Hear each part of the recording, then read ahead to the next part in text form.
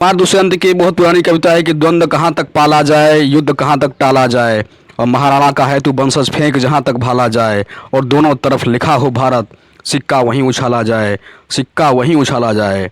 नमस्कार, मैं हूँ राजू सम्राट। मेरे साथ कैमरे के पीछे एक बार फिर खड़े हो गए हैं गणेश कुमार, और आप देख रहे हैं आपका अपना पसंदीदा सोशल मीडिया प्लेटफार्म जिसका नाम है सफ़ेद खबर अर्थात वाइट न्यूज। अभी सभी लोग जानते हैं कि पूरे भारत में इस समय लोकसभा चुनाव का माहौल गर्म है। लोकसभा चुनाव होने वाला है, कई जगह वोटिंग हो चुकी है और कई जगह वोटिंग होने वाली है। 7 चरणों में लगभग हमारे देश में चुनाव संपन्न होगा। तो 2 चरणों का चुनाव हमारे देश में अब तक समाप्त हो चुका है, और जो भी 5 चरण बचे हुए हैं उसमें हमारे ये सोनभद्र का रॉबर्ट्सगंज लोकसभा क्षेत्र भी आता है। हम जानेंगे कि क्या सरकारी धन का उपयोग उचित मात्रा में लोकसभा में रॉबर्ट्सगंज में जो भी क्षेत्र आते हैं वहाँ पे हो पाता है कि नहीं हो पाता है। यहाँ के लोकल सांसद जो हैं यहाँ के लोकल मुद्दों को लोकसभा में उठा पाते हैं कि नहीं उठा पाते हैं। और अगर युवा वोट करेंगे तो किस मुद्दे पर वोट करना चाहेंगे? क्या विकास के मुद्दे पर वोट करना चाहेंगे, जाति के नाम पर मुद्दे पर वोट करना चाहेंगे, या फिर क्षेत्र के नाम पर युवा वोट करना चाहेंगे? अगर वोट करना ही है तो एक ही पार्टी को बार बार वोट क्यों करें, और पार्टियों को बदलें क्यों नहीं, और एक ही सांसद विधायक को बार बार विधायक सांसद क्यों बनाएं? इसी मुद्दे पर हम बात करेंगे। सबसे पहले हमारे साथ जुड़ चुके हैं, अपना नाम बताइए सर। प्रशांत पांडे। क्या करते हैं आप? पढ़ाई करते हैं। अच्छा, पढ़ाई करते हैं। युवा हैं आप? जी। उम्र कितनी होगी आपकी? 23 साल। 23 साल उम्र है, आप युवा है। 23 साल की उम्र में भगत सिंह फांसी पर लटक गए थे अपने देश के लिए। सुखदेव राजगुरु उनके साथ थे, उनकी उम्र शायद उनसे कम थी। तो हम ये जानना चाहेंगे कि अभी लोकसभा चुनाव हमारे देश में हो रहा है, और आपके लोकसभा क्षेत्र रॉबर्ट्सगंज में भी लोकसभा चुनाव 1 तारीख को संपन्न होने वाला है। किस मुद्दे पर वोट करना चाहेंगे आप? पहले तो आपका बहुत बहुत धन्यवाद, आपने हमको मौका दिया।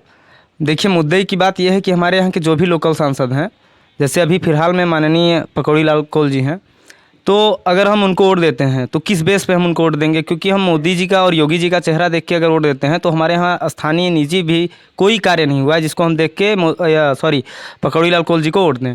क्योंकि वो कभी भी हमारे ग्राम में या फिर अगल बगल कहीं भी आके उन्होंने कहा हो कि ये कार्य किया जाए, या फिर किसी से जनता से कोई भी उन्होंने दुख क्या फिर दर्द क्या आपको परेशानी है कुछ भी है, ऐसा तो हमने किसी से नहीं सुना। और रही बात सपा और कांग्रेस का गठबंधन हुआ है अभी, और जो हमारे सांसद हैं वो भी गठबंधन से ही थे। इसके पहले भाजपा और अनुप्रिया पटेल की जो एक पार्टी है अपना दल, उनसे गठबंधन था। तो पकौड़ी लाल कोल जी जो हैं यहाँ के सांसद हुए, तो उनका तो कोई निजी कार्य हमको नहीं दिखा जिससे हम उनको वोट करें। और मान लीजिए अगर हम मोदी जी के चेहरा को मोदी जी के चेहरे को देख के वोट भी करते हैं, तो अगर हम मान लीजिए मोदी जी के चेहरे को वोट कर दिए तो यहाँ पे क्या होता है, हमारा कार्य हो भी नहीं करेगा। काम तो जो हमारे लोकल हैं वो करेंगे ना, कि मोदी जी हमारा आके यहाँ पे काम करेंगे। मोदी जी देश हित में तो मोदी जी कुछ करेंगे अगर जीत जाएंगे तो। मोदी जी देश हित में करेंगे, ठीक है, लेकिन जो हमारा लोकल विकास है वो कैसे होगा? मोदी जी हमारा लोकल विकास करेंगे? आप बताइए। मोदी जी तो देश के हित में काम करेंगे, हमारा लोकल विकास हो ही नहीं रहा है। अगर लोकल विकास ही नहीं होगा, अगर हम जड़ से मजबूत ही नहीं होंगे, तो आप ये बताइए हम पहला सीढ़ी चढ़ेंगे कि डायरेक्ट 7वें सीढ़ी चढ़ जाएंगे? इसको नहीं मानते कि देश का विकास होगा, इधर क्षेत्र का विकास होता है? इसको नहीं मानते आप? देखिए, हम ये मानते हैं कि देश का विकास हो रहा है, कहीं ना कहीं से मोदी जी का है कि जिससे हमारा विकास हो रहा है। लेकिन हमारे जो यहाँ के लोकल कार्यकर्ता हैं, लोकल जो नेता हैं, जो हमारे सांसद, अभी लोकसभा आयोग का चुनाव है, सांसद का चुनाव है, सपा और कांग्रेस का गठबंधन हुआ है, ठीक, और यह भाजपा का और अनुप्रिया पटेल का गठबंधन है, ये अपना दल का गठबंधन है, और बसपा अपना लड़ाएगी। तो इसमें से तीनों में से कोई भी जो स्थानीय लोकल नेता हो, जो एक अच्छा चेहरा हो कि नहीं, हम उसको लगे कि हाँ ये अच्छे चेहरे हैं, हमको तो इसमें से कोई नहीं लग रहा है कि नहीं ये बहुत अच्छे चेहरे हैं। हम तो ये चाहते हैं कोई एक निर्दल प्रत्याशी लड़े जो कि यहाँ का विकास करे, उसको हम वोट दें। हम तो किसी पार्टी को यहाँ से वोट नहीं देना चाहते हैं। अगर पर्सनली लोकल नेता के ऊपर बात की जाए तब हम मोदी जी या फिर योगी जी के बारे में कुछ भी नहीं कहना चाहते हैं, वो ठीक है। लेकिन आप ये बताइए कि यहाँ पे जो भी कोई भी काम होगा तो मोदी जी यहाँ आएंगे काम करने?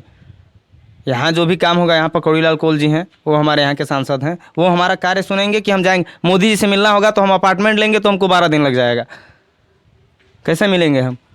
पकौड़ी लाल कोल जी से मिलना होगा तो हम दिल्ली जाएंगे, तब तो मिलेंगे उनसे। पकौड़ी लाल कोल कभी बोल नहीं पाते, लोकसभा में अपनी बात रख नहीं पाते। ये सांसद ने कहीं बात नहीं रखी, लोकसभा चुनाव जीतते हैं, लेकिन एक बार ये सपा से सांसद थे बहुत पहले, लेकिन इस बार सांसद हैं। लेकिन कभी अभी अखबार में निकला हुआ था, पढ़े हुए थे आप, सभी लोग पढ़े होंगे कि यहाँ की लोकल बातों को कभी इन्होंने संसद के पटल पर रखा ही नहीं। तो आप ही बताइए, जो आदमी जनता के बीच में बोल ही नहीं पा रहा है वो लोकसभा आयोग में क्या बोलेगा? अगर वो आए जनता के बीच में बोलें, उनसे पूछें कि आपको क्या तकलीफ़ है, क्या दुख है, तब तो जनता उनको वोट देगी। अगर ये बात है कि नहीं, मोदी जी अच्छे हैं, हम ये मानते हैं, लेकिन जो मोदी जी के कार्यकर्ता यहाँ पे हैं, जैसे पकौड़ी लाल कोल जी हैं, अब उनका चेहरा नहीं सही है, तो आप बताइए कि हम क्या मोदी जी को वोट दें या फिर पकौड़ी लाल कोल जी को वोट दें। तो जीत के तो यही लोग आते हैं ना। अगर अगर पार्टी भाजपा गठबंधन है अपना दल का, तो इसमें अगर गठबंधन में इनको टिकट मिलेगा तो जीतेंगे फिर यहीं से। हम तो डायरेक्ट नोटा बटन दबा दें, इससे अच्छा है। ये तो आपके दबाने नहीं, हमारी जो भी मान लीजिए हम आपकी पसंद बात हो सकती है। नहीं तो जो हमारे मित्र हैं जो भी हैं, तो उनको भी हम यही राय देंगे ना कि आप जो है लोकल नेता हमारा ख़राब है। हम जैसे 4 लोगों से कहेंगे, वो भी 4 लोगों से कहेंगे। अगर आप हमारी पर्सनली बात करें तो जैसे आप हैं, आपसे अभी आप हम कहें कि लोकल बात कर रहे हैं, आपसे हमने बताया, अभी हम कोई हमसे मिलेगा उससे भी कहेंगे कि ये लोकल जितने भी नेता हैं वो सही नहीं है, आप दूसरे को वोट दीजिए। नहीं समझ में आ रहा है, नोटा दबाइए। यही तो नोटा दबाएंगे तो कैसे प्रधानमंत्री बन गए देश के? मोदी जी कैसे प्रधानमंत्री बनेंगे बताइए? देखिए, या नोटा सभी लोग दबा देंगे लोकल मुद्दों को लेकर के, यहाँ पे मान लीजिए रावर्स लोकसभा में, तो मोदी जी कैसे जीत पाएंगे यहाँ से? तो मोदी जी से यही तो हम अपील करना चाहते हैं कि यहाँ पे कोई एक अच्छा कार्यकर्ता लाएं जिससे हमारे सोनभद्र का विकास हो। सोनभद्र इतना पिछड़ा हुआ है, इस पर क्या ध्यान दिया जा रहा है बताइए? सोनभद्र सबसे ज़्यादा यहाँ पे नोएडा के बाद राजस्व देता है। इसका 1 भी % यहाँ पे खर्च होता है, जिससे शिक्षा में, स्वास्थ्य में, किस चीज़ में खर्चा होता है बताइए? या बिजली देता है सबसे ज़्यादा। यहाँ पे 24 घंटे बिजली मिलती है गांव में, बताइए? बिजली तो यहाँ तो जो है क्या नाम, अप्रैल से लेकर अक्टूबर तक हम देख रहे हैं 20 साल से बिजली कटी रहती है। तो इसी मुद्दे पर बात करना चाहेंगे। मतलब आप ये बताइए, जैसे हम वोट करेंगे, ठीक है, हम तो वोट करेंगे ही, हम यहाँ के मतदाता हैं, तो वोट करना हमारा धर्म है, हमारा दान है, गुप्त दान हम देंगे।